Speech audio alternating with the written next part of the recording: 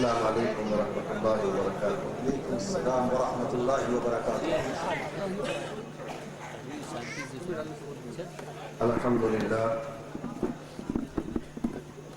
الحمدللہ القادر المقتدر القدیر، والصلاة والسلام علی السید البشیر النذیر وعلی آلہ وأصحابه ووارث حاله الذين هم بالاقتداء جدير، وبعد فقد قال تبارك وتعالى في محكم تنزيله: أعوذ بالله من الشيطان الرجيم، بسم الله الرحمن الرحيم، إن الله وملائكته يصلون على النبي يا أيها الذين آمنوا صلوا عليه وسلموا تسليما۔ اللهم صل على سيدنا ونبينا وشفيعنا مولانا محمد وآله وسلم عليه صلاة وسلام عليك يا رسول الله على سيدنا وحبيبنا وشفيعنا ومولانا محمد قدر حسنه وجماله جاهه وجلاله جوده ونواله بره وكماله وعلى آله ووارث حاله۔ سبحان اللہ۔ معزز سامعین و حاضرین، یہ بڑا عجیب و غریب جلسہ ہے کہ جس میں جتنے سننے والے اسٹیج کے سامنے ہیں اس سے زیادہ اسٹیج کے پیچھے ہیں، اور تمام جلسوں کی طرح اس جلسے میں بھی منتظمین کی بچھائی ہوئی کرسیاں غلامان مصطفیٰ صلی اللہ علیہ وسلم کے جذبات عقیدت کا مقابلہ نہ کر سکیں۔ واہ واہ واہ، سبحان اللہ سبحان اللہ۔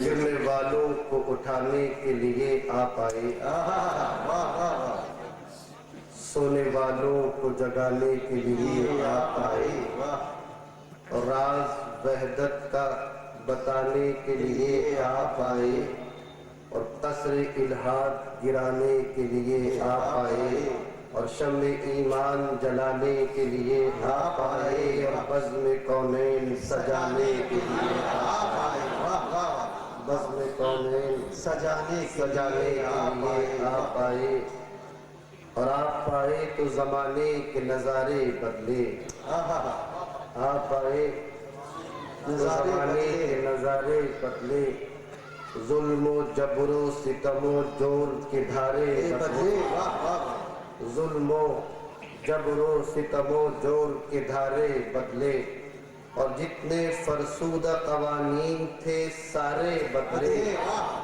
جتنے فرسودہ قوانین کے سارے بدلے، اور غم نصیبوں کے مقدر کے ستارے بدلے، غم نصیبوں کے مقدر کے ستارے بدلے، ان کو سینے سے لگانے کے لیے آپ آئے، بزم کونین سجانے کے لیے آپ آئے، اور جن یتیموں کے سروں پر کوئی سایہ ہی نہ تھا، جن یتیموں کے سروں پر کوئی سایہ ہی نہ تھا، جن فقیروں کا کوئی پوچھنے والا ہی نہ تھا، جن غریبوں کا زمانے میں سہارا ہی نہ تھا، جن غلاموں کا کہیں کوئی ٹھکانہ ہی نہ تھا، تخت پر ان کو بٹھانے کے لیے آپ آئے، بزم کونین سجانے کے لیے آپ آئے، اور وہی مزدور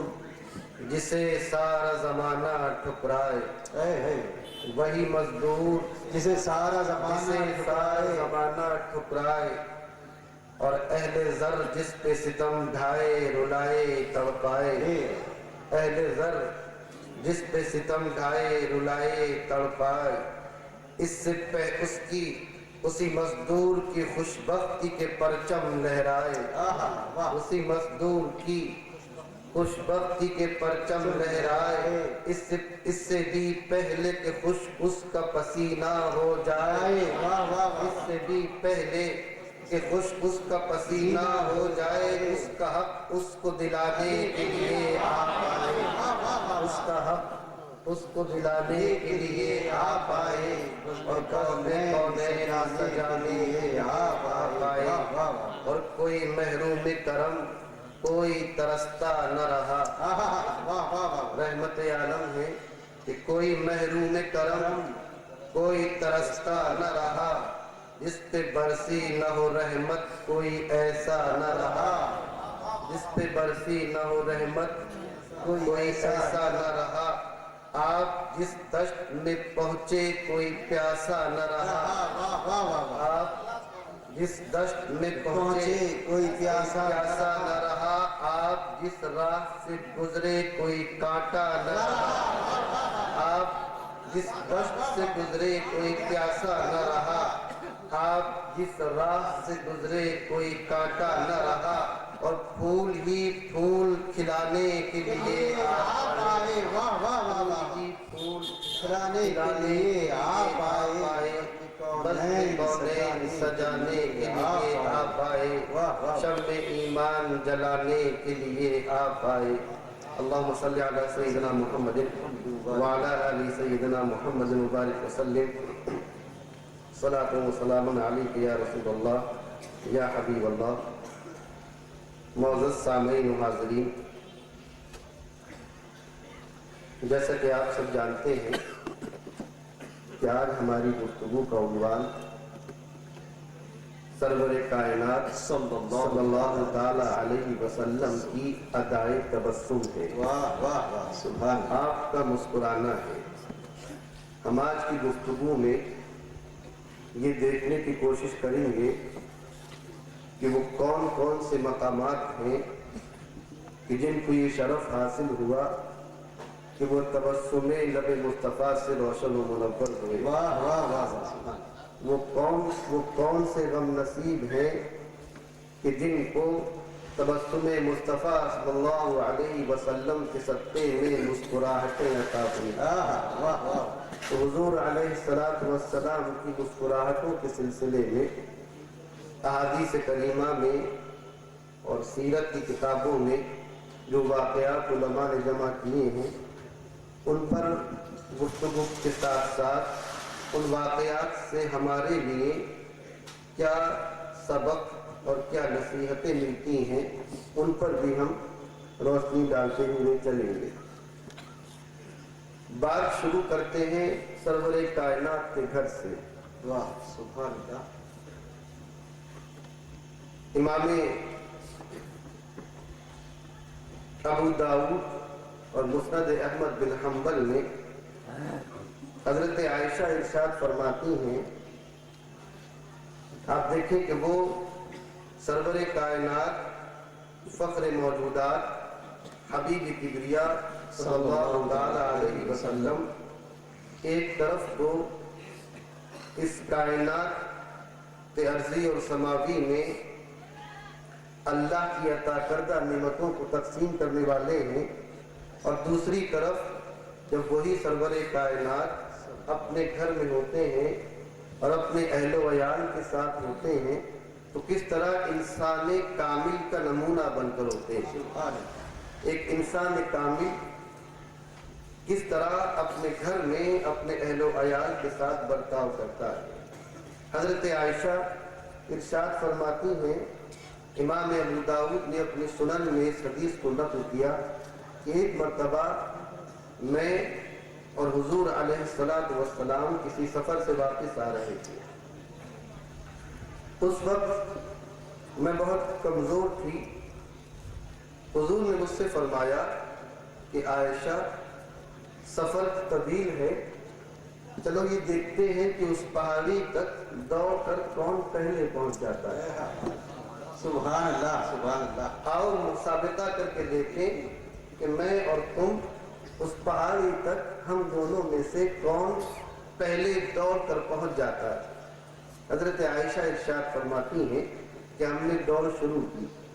زمین و آسمان نے حیرت و استعجاب کے ساتھ اس منظر کو دیکھا ہوگا کہ ایک مکین لامکان اور فخر موجودات و کائنات محض اپنے اہل و عیال کی دل کی خوشی کے لیے اس سے مسابقہ کر رہا ہے۔ واہ واہ واہ واہ واہ سبحان اللہ۔ سرور کائنات علیہ السلام کی رفتار تو وہ رفتار ہے کہ جس رفتار کا مقابلہ جبریل امین بھی نہیں کر سکتے۔ حضرت عائشہ تو پھر بھی ایک انسان ہے۔ سبحان اللہ سبحان اللہ۔ سرور کائنات کی رفتار کے مقابلے میں رفتار روح الامین مان نظر آتی ہے۔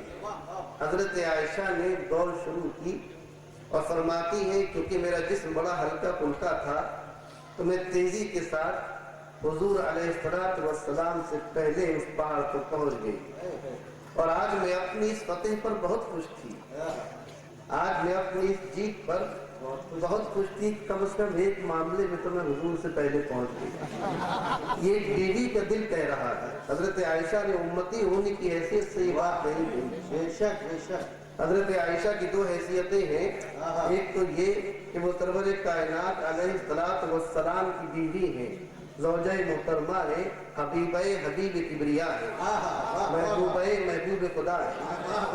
تو حضرت عائشہ کی ایک حیثیت تو ان کی گھر والی ہے، اور آپ کی دوسری حیثیت یہ ہے کہ وہ اللہ کے رسول کی امتی ہیں، آپ کا کلمہ پڑھ کر دامن اسلام سے وابستہ ہوئی ہے۔